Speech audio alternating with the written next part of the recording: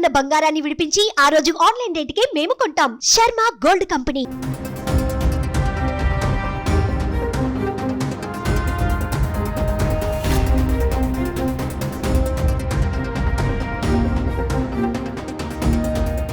China కొత్త virus HMPV భారత్లోకి శరవేగంగా వ్యాపిస్తోంది. Corona తరహాలో మెల్లగా నమోదైన కేసులు జోరందుకున్నాయి.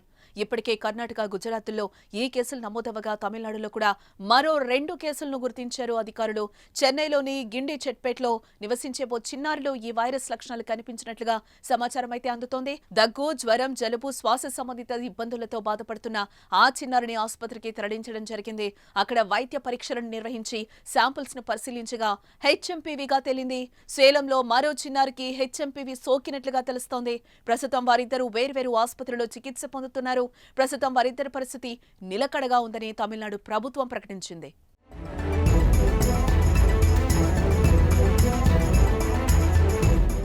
బెంగళూరులో మొదటి 2 కేసులు సోమవారం వెలుగు చూడగా తర్వాత గుజరాత్లోని అహ్మదాబాద్లో 1, బెంగాల్లోని కోల్కతాలో 1 నమోదయ్యాయి. చెన్నైలో నమోదైన 2 కేసులతో దేశంలో హెచ్ఎంపీవీ వైరస్ కేసుల సంఖ్య 6కి చేరినట్లయింది. అయితే వైరస్ సోకిన పిల్లల ఆరోగ్యం పరిస్థితి బాగానే ఉండడంతో కాస్త ఊరట కలిగించే అంశంగా మనం చూడొచ్చు.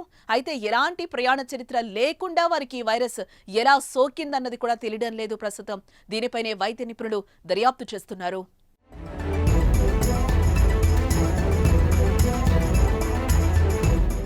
ఎక్కువగా చిన్నారులపైన ఈ వైరస్ ఎఫెక్ట్ చూపిస్తోంది. 5 ఏళ్ల కంటే తక్కువ వయసున్న చిన్నారులు, ముఖ్యంగా శిశువులు, అలాగే 65 ఏళ్ల పైబడిన వృద్ధుల్లో ఈ వైరస్ లక్షణాలు త్వరగా కనిపిస్తాయని వైద్యులు వెల్లడిస్తున్నారు. ఈ కొత్త వైరస్ లో దాదాపుగా కరోనా వైరస్ లాంటి లక్షణాలే ఉన్నట్లుగా తెలుస్తోంది. తుమ్ము, దగ్గు, లాలాజలం ద్వారా వ్యాప్తి చెందుతుందని అధికారులు అంటున్నారు. కరోనా తరహాలోనే దీర్ఘకాలిక వ్యాధులు, టీబీ, శ్వాసకోశ వ్యాధులు, క్యాన్సర్, హెచ్ఐవీ వంటి వ్యాధులతో బాధపడే వారికి ఇది ప్రమాదకరంగా మారే అవకాశం ఉంది.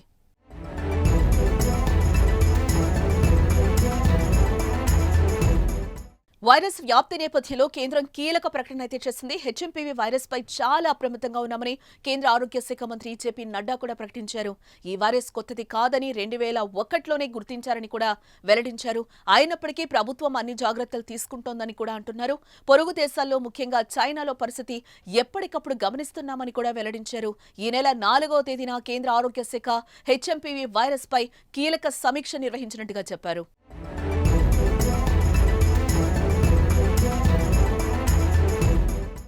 ఇక అదేవిధంగా రాష్ట్రాలకు కేంద్ర ప్రభుత్వం, రాష్ట్ర ప్రభుత్వం జారీ చేసిన మార్గదర్శకాలను ప్రతి ఒక్కరూ పాటించాలి.